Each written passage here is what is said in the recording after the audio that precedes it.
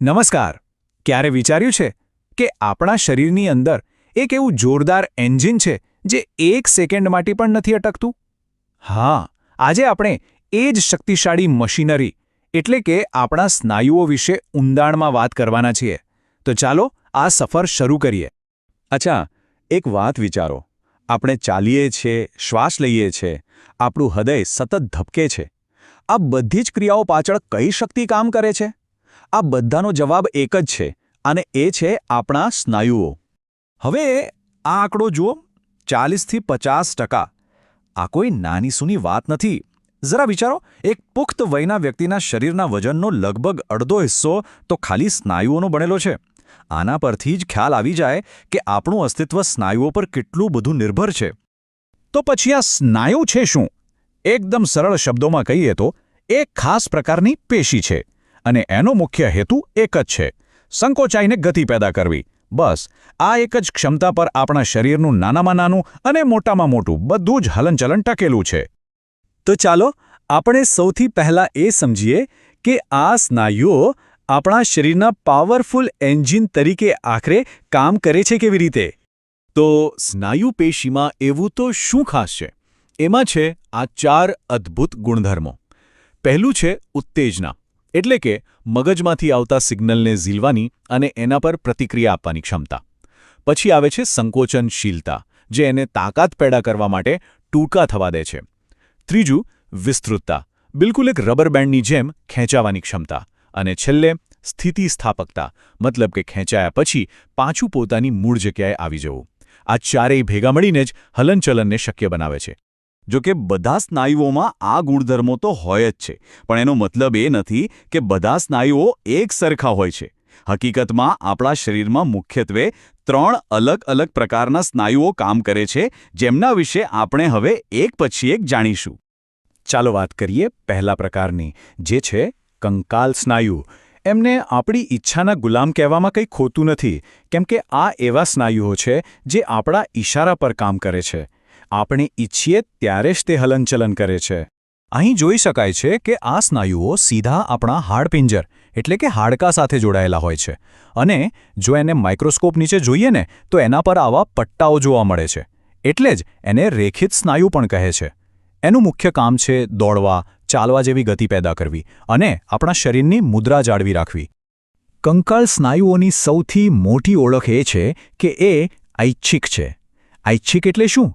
એટલે કે એ આપણી મરજી મુજબ ચાલે છે. જ્યારે પણ આપણે હાથ ઊંચો કરવો હોય ત્યારે આપણું મગજ સીધો આદેશ મોકલે છે, અને આ સ્નાયુઓ તરત જ એ કામ કરી બતાવે છે. બધું જ આપણા સભાન નિયંત્રણમાં. પણ એવા સ્નાયુઓનું શું જે આપણું કહેવું નથી માનતા?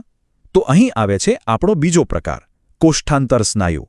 આ આપણા શરીરના એવા શાંત, ગુપ્ત કાર્યકરો છે જે પડદા પાછળ આપણી જાણ બહાર 24 કલાક કામ કરતા રહે છે. આ સ્નાયુઓ પાચનતંત્ર અને રક્તવાહિનીઓ જેવા આંતરિક અંગોની દિવાલોમાં જોવા મળે છે. કંકાલ સ્નાયુથી એકદમ વિપરીત, એમના પર કોઈ પટ્ટાઓ નથી હોતા, એટલે એ એકદમ લીસા દેખાય છે. અને સૌથી મહત્વની વાત, એમનું કામ સંપૂર્ણપણે અનૈચ્છિક છે, એટલે કે એના પર આપણું કોઈ જ નિયંત્રણ નથી હોતું. ચાલો એનું એક ઉદાહરણ જોઈએ. પગલું 1, આપણે ખોરાક ખાઈએ છીએ.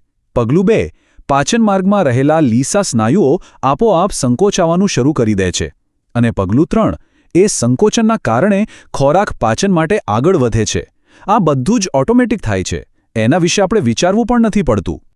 અને હવે આવે છે ત્રીજો અને અંતિમ પ્રકાર, હૃદય. આ સ્નાયુનું એક જ પણ જીવન માટે સૌથી મહત્વપૂર્ણ કામ છે: શરીરના એક અથાગ પંપ તરીકે કામ કરવું. આ સ્નાયુઓ બીજે ક્યાંય નહીં, ફક્ત અને ફક્ત આપણા હૃદયમાં જ જોવા મળે છે. એમની રચના પણ જુઓ કેટલી અલગ છે.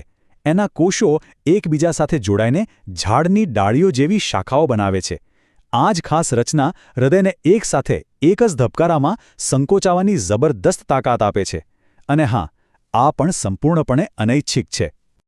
હૃદય સ્નાયુની સૌથી રસપ્રદ વાત ખબર છે શું છે? એ એક રીતે હાઇબ્રિડ છે. એમાં બીજા 2 સ્નાયુઓના ગુણધર્મોનું મિશ્રણ જોવા મળે છે. જુઓ, દેખાવમાં એ કંકાલ સ્નાયુ જેવા જ પટ્ટાવાળા છે, જે એને મજબૂતી આપે છે. પણ એના નિયંત્રણની વાત કરીએ ને તો એ કોષ્ઠાંતર સ્નાયુની જેમ સંપૂર્ણપણે અનૈચ્છિક છે. આ તાકાત અને સ્વચાલિતતાનું જે અનોખું મિશ્રણ છે ને એના કારણે જ આપણું હૃદય આખી જિંદગી અટક્યા વગર ધબકતું રહી શકે છે. કમાલ છે નહીં? તો આપણે આ 3 અલગ અલગ પ્રકારના સ્નાયુઓ વિશે જાણ્યું. ચાલો હવે આ બધાને સાથે રાખીને સરખામણી કરીએ જેથી એમના મુખ્ય તફાવતો આપણા મગજમાં બરાબર બેસી જાય. આ કોષ્ટક બધી જ માહિતીનો સારાંશ આપી દે છે. ધ્યાનથી જુઓ, નિયંત્રણના ખાનામાં ફક્ત કંકાલ સ્નાયુ જ ઐચ્છિક છે, એટલે કે આપણી ઈચ્છા મુજબ ચાલે છે. બાકીના બંને કોષ્ઠાંતર અને હૃદ સ્નાયુ અનૈચ્છિક છે, એટલે કે આપમેળે કામ કરે છે. દેખાવમાં કંકાલ અને હૃદ સ્નાયુ પટ્ટાવાળા છે, જ્યારે કોષ્ઠાંતર એકદમ લીસા છે. અને રચનાની વાત કરીએ તો ફક્ત હૃદ સ્નાયુ જ શાખાઓવાળા છે.